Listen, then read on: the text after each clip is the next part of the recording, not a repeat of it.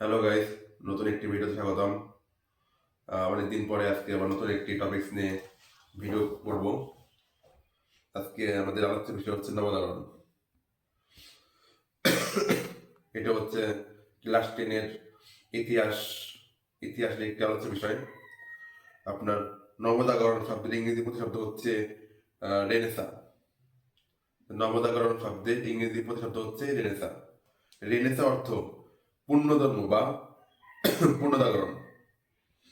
সাধারণত চতুর্দশ শতকে ইউরোপে যে ব্যাপক সামাজিক পরিবর্তনের সূচনা হয় তাকে নবজাগরণ বা রেনেসা বলা হয়। তাহলে আপনার রেনেসা অর্থ কি?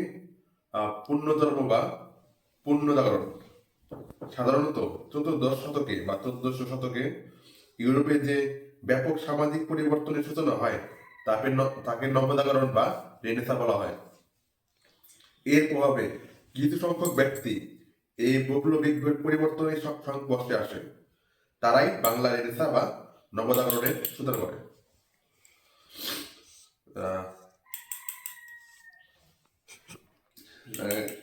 কাটে কাট